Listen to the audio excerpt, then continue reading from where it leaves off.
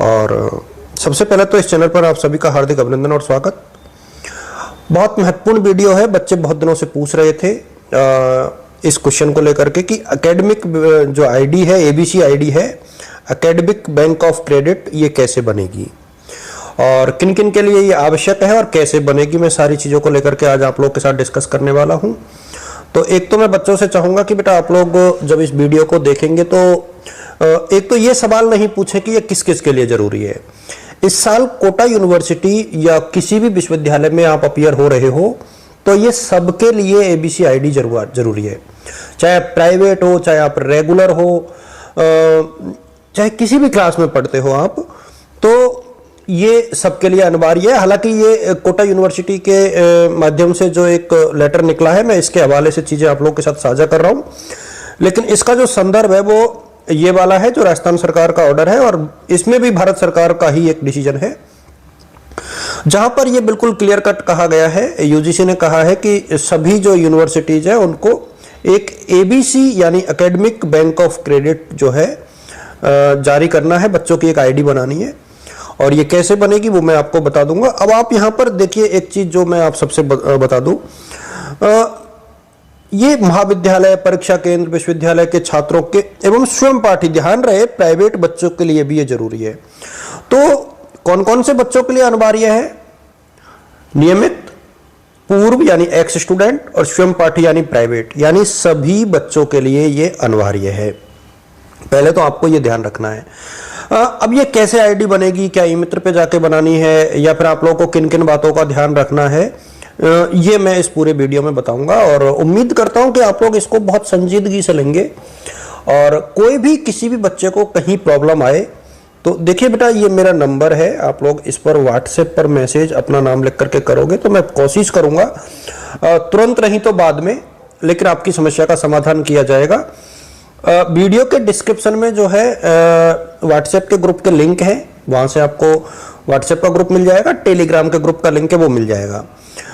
ध्यान रहे इसके बिना आप लोग परीक्षा का फॉर्म नहीं भर पाएंगे, चाहे आप BA, BSc, BEd, BCom, MA, MSc, MCom, BPEd, जो भी कोर्स आप कर रहे हो, चाहे प्राइवेट हो चाहे रेगुलर हो, किसी भी प्रकार के जो भी आप लोग कर रहे हो वो उसके लिए आपको ये एबीसी आईडी जरूरी है। तो एबीसी आईडी की पूरी प्रक्रिया देखिए, एबीसी ये वेबसाइट है abc.gov.in पर जाएंगे, साइन अप फॉर मेरी पहचान पर आप लोग क्लिक करेंगे और इसके बाद मोबाइल नंबर दर्ज करेंगे और उसके बाद क्या है, आपको पंजीकृत मोबाइल नंबर पर ओटीपी मिलेगा।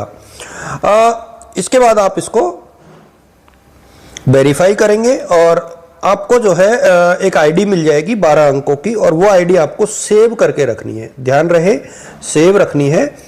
एक चीज और मैं आपको बता दूं कि किन किन बातों का विशेष ध्यान रखना है, क्योंकि बच्चे बहुत छोटी छोटी सी गलतियां करते हैं।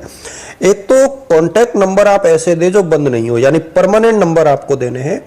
दूसरा, ईमेल आईडी आपको खुद की देनी है, ईमेल आईडी आपको खुद की देनी है।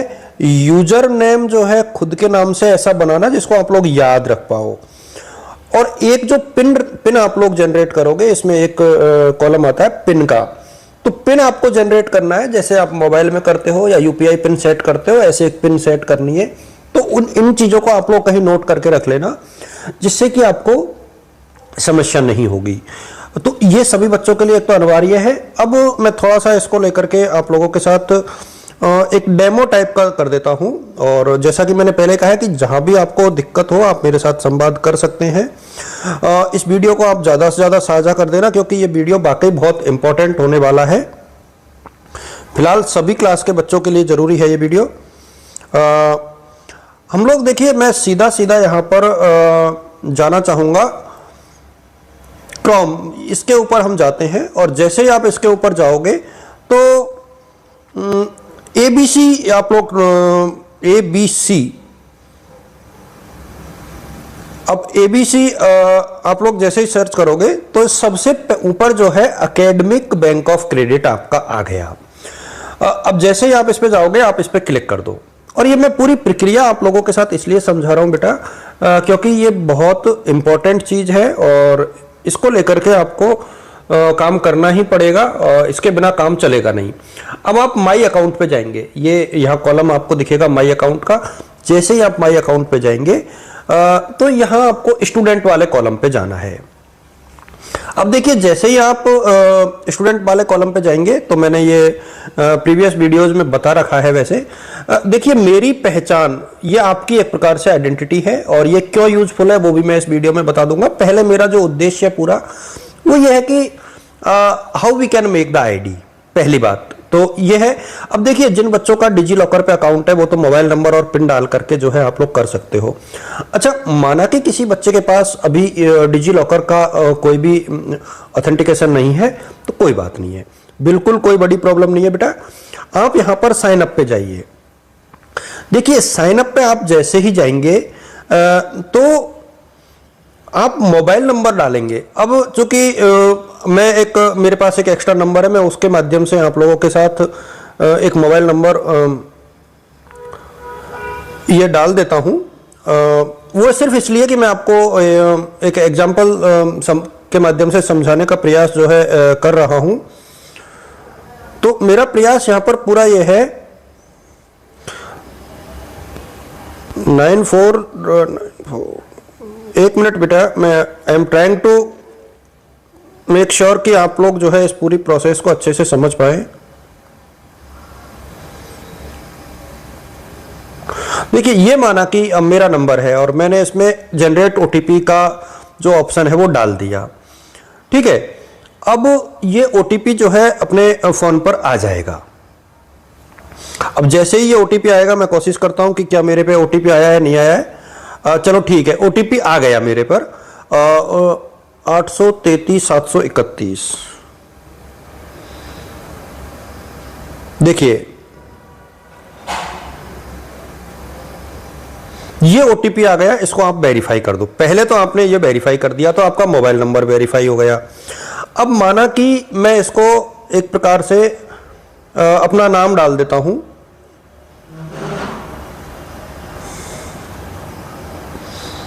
ये मैंने आपको यहां पर एक नाम डाल दिया, और इसके बाद जो है नाम डालने के बाद पूरा नाम आप जो आपका डॉक्यूमेंट्स में है वो आप लिखोगे यहां पर। इसके बाद डेट ऑफ बर्थ आप लिखोगे जो भी है आपकी। माना कि मैं यहां पर जो है डेट ऑफ बर्थ डाल देता हूं। माना कि ये मैंने डाल दी। ये हालांकि रैंडमली मैं डाल रहा हूं तो इसको कोई बहुत सीरियसली ना ले।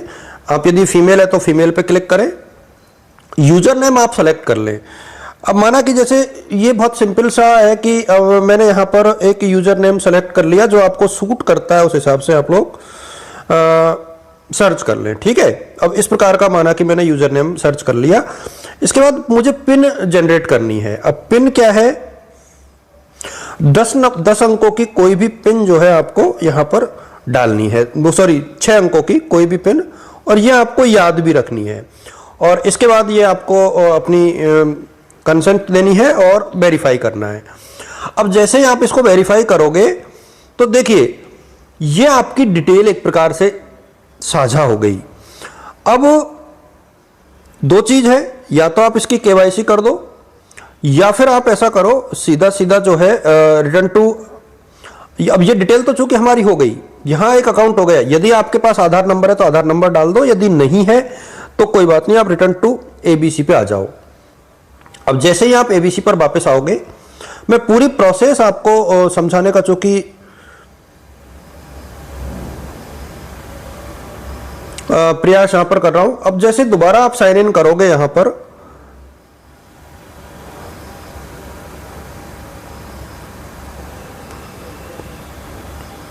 अब देखिए आप यहां पर जैसे ही प्रयास करोगे तो आपसे दोबारा ये पूछेगा।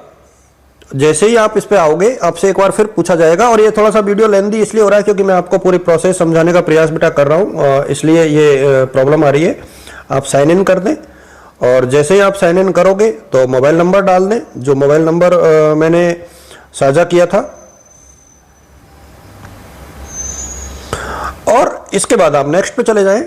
और इसके बाद जो है सिक्योरिटी पिन चूंकि हम लोगों ने बनाई थी, आपको वो याद रखनी है कि सिक्योरिटी पिन आपकी क्या है। साइन इन कर दो। फिर ओटीपी आएगा। जैसे ही ओटीपी आएगा, ओटीपी का आप लोग ध्यान रखेंगे कि ओटीपी आया कि नहीं आया। और चूंकि ओटीपी आ गया,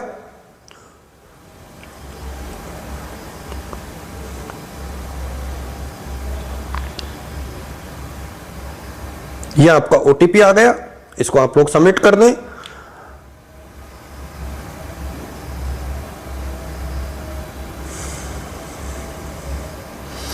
अब यहां पर जो मेजर, अब चूंकि मैंने देखिए किया क्या था, मैंने इसको आधार से ऑथेंटिकेट नहीं किया था। आपको वहां पर जो है आधार नंबर डाल करके ऑथेंटिकेट करना था। ये मैं सिर्फ आपको एग्जांपल के लिए समझा रहा हूं। जैसे ही आप उसको आधार से ऑथेंटिकेट कर दोगे और दोबारा आप डिजी लॉकर पे जाकर के साइन इन करोगे अपने मोबाइल के साथ, तो डेफिनेटली जो है आपका जो केवाईसी है वो कंप्लीट हो जाएगा और आपको एक 12 अंकों की एक डिजिट मिलेगी। और वही जो डिजिट होगी आपकी, वो आपकी एबीसी आईडी होगी। और ये आपको यूनिवर्सिटी के फॉर्म में जब आप भरोगे तो ये एबीसी आईडी आपके काम आएगी। इसको एबीसी आईडी बोलते हैं।